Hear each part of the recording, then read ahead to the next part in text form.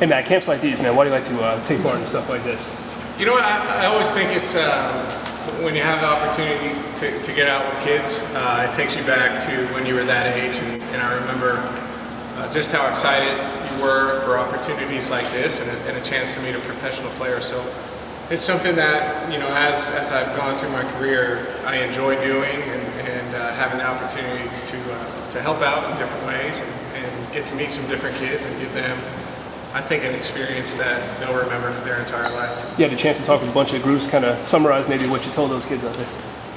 Yeah, a lot of it is just, you know, telling them to work hard and do well in school and to take care of all the things that they need to take care of. But also, I think it's a great forum to open it up to questions and just hear some of the things that they're interested about and try and answer them and give them a little bit of insight into you know, some of the things that go on day to day in the life of a professional athlete. And so it's always fun to do that. It's always fun to hear some of the questions that they ask. You run the run camps? I do. I run a youth football camp in Atlanta for kids from 7 to 14, and it's enjoyable. It really is.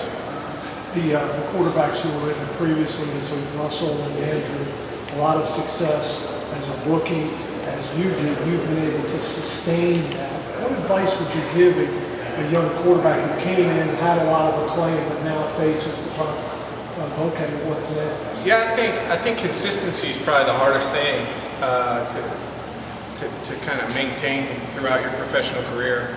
And for me, it's, you know, it all comes down to working hard. I think you know, you have to remain focused on what it is that's important, and you have to work hard towards that goal. Then I think it's easy sometimes with all of the distractions that come along with playing in the NFL to lose sight of that. But I think both of those guys you mentioned, Russell and Andrew Luck, are very focused and very driven individuals, and I think they'll do a great job with it. What's got you most excited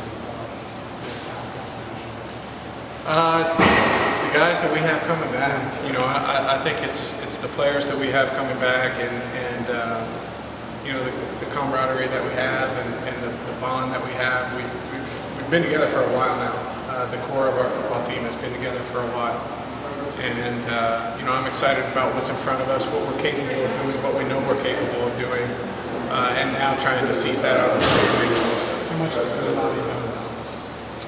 I've been lobbying him for 4 or 5, you know, for 4 years since he got there. I told him, you know, initially I thought he could play for 6 years. He's in such great shape. So when the season ended, in all honesty, I didn't push too hard. You know, I think it's important to, in that kind of situation, give the man the space that he deserves to make a decision that he feels good about.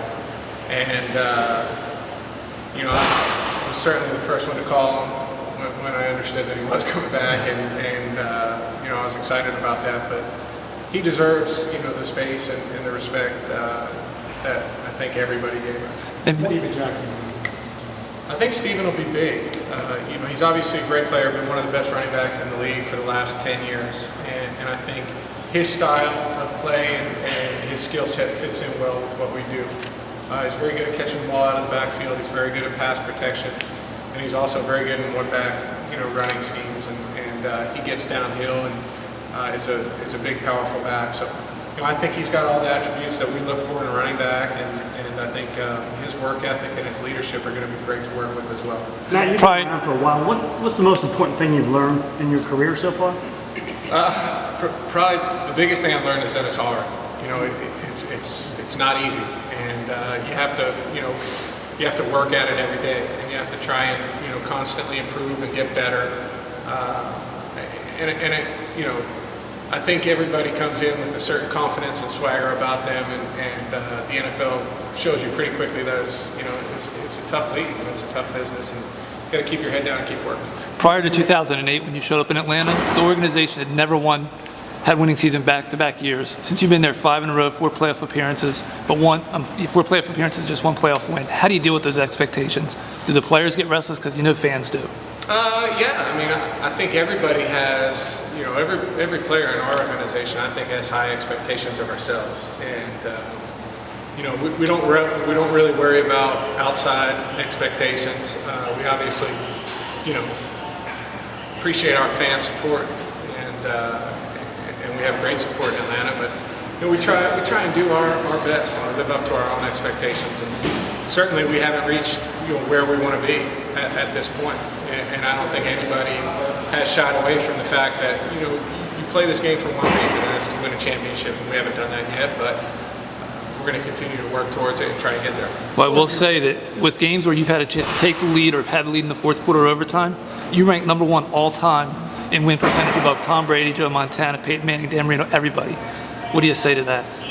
I've had some good players around me, some good teammates around me to help out in those situations. But I mean, obviously, it's flattering to be mentioned in with those guys. And, that's what it comes down to in this league. Games are close, and it takes making those plays at the end of games to win. We've done a good job of that all year. We just didn't do a great job of it at the end of the season last year. Matt, you talking about kind of not focusing on the outside distractions with all the expectations on you guys. How do you guys, I guess, avoid those distractions and just focus on what you guys as an organization to do? I think we concentrate on game plans, we concentrate on practice, we go day by day, all cliche kind of things, but cliche for a reason. If that's really what it takes to kind of put those distractions to the side, you have to do them. It's not easy. It's definitely not an easy thing to do. And it's something that for me personally, I feel like I've gotten better at it throughout my career. Avoiding, watching too much on TV, what's being said, worrying about what's being said. If you're a sports fan of any kind, it's impossible to turn on, Sports Center or whatever, and not hear something about the NFL. So it takes a conscious effort to kind of, remove yourself from those kind of things. And, I think guys, on our team have done a pretty good job of distancing themselves of what's being said and what's being written, and just worrying about what we can control. And when you do that, I think it puts you in a good place. Matt, one of your former coaches, Tom O'Brien, is back here at the state at UVA. He's the guy who recruited you to Boston College, if memory serves. Can you just talk a little bit about him and what you think he could bring to UVA? Yeah, I think Coach O'Brien will do a great job. I really enjoyed playing for him during my time at BC. My first 4 years were with Tom and his staff, and the thing I always loved about him is he knew exactly where you stood with him, and he's not much for nonsense or any of that kind of stuff. But if you did your business, if you handled things the way you were supposed to, you were always good with Tom. And so still a guy I keep in touch with, has obviously meant a tremendous amount to my career professionally, but also personally. And I'm happy for him. He coached at Virginia for a long time before he went to Boston College, and in a way, it's him and Jenny kind of going back to someplace that they spend a lot of time. So I think he'll do a great job there. Speaking of coaches, First time back in Virginia since that Thursday night in Blacksburg? It might be. I've driven through Virginia a couple of times since then, but probably first time extended stay in Virginia since sometime in October or November 2007. speaking of coaches, how was it adjusting to Dirk Cutter's offense last year, where you went from throwing just 2.8% of your screen passes in 11 to over 11% last year were screen passes for you? Yeah, it was great working with Dirk. He's a great football coach. Came in from Jacksonville. He's a guy that I have a tremendous amount of respect for. I really enjoy working with. He's one of the best coaches I've ever played for, regardless of whether it's offensive coordinator, head coach, defense. He's one of the best, and he's a great play caller. Has an unbelievable rapport with our players, with our guys. Guys, respect him, and I think he's got a great understanding of how to get the best out of the guys that we have. And so I've really enjoyed it. He's pushed me to become a better player, and I appreciate that. How tough will the NFC as a whole be this year? Yeah, NFC's going to be tough. There's a lot of really good teams. You go through the divisions. The NFC South for us, always tough playing against New Orleans, Tampa, and Carolina, whose defense has been historically difficult for us to go against. And then, in the East, you got the local team in Washington with RG3 coming back, extremely talented. Cowboys are always tough, Giants are tough, Philadelphia Eagles are always tough.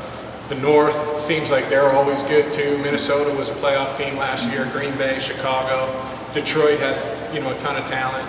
And then out in the West, probably the up-and-coming division right now. San Francisco played great, was in the Super Bowl last year. Seattle's an up-and-coming team that's been really tough for a couple of years. Arizona's got some new blood coming in, some new people coming in, and then St. Louis has been tough too. So when you look top to bottom, there really isn't a weak team, in the conference. And I think every division is extremely tough, and we've got our work cut out for us. It's going to be a tough schedule, but we'll be all right. And Matt, a lot of the conversation around here centers around RG3, if he'll be back, when he'll be back. You played in 2006 with a foot injury that kind of nagged all the way to 2007. What do you remember about having to battle through that injury and having to rehab it? And do you think RG3, based on what you saw, can be ready for opening day? I can only speak for myself. I don't know, and certainly a broken tarsal is different from knee, ACL, all those kind of things. And so for me, it's one of those things. Guys are always playing with injuries, nicked up a little bit, and I feel like if you're ready to go, you go. I've kind of always had that mindset, but a lot of injuries are tough to come back from that quickly, and so I think it depends on the individual. I know RG3, just a little bit, know that he's a tremendous worker, extremely talented, and wants to play. And so, whenever he's ready, if it's at the beginning of the year, middle of the year, or the end of the year, I'm sure he'll be out there. Shoulder good? Thank you guys. Appreciate it. Thank you. Matt, that shoulder good? Shoulder's good, man. Did you not see me out there?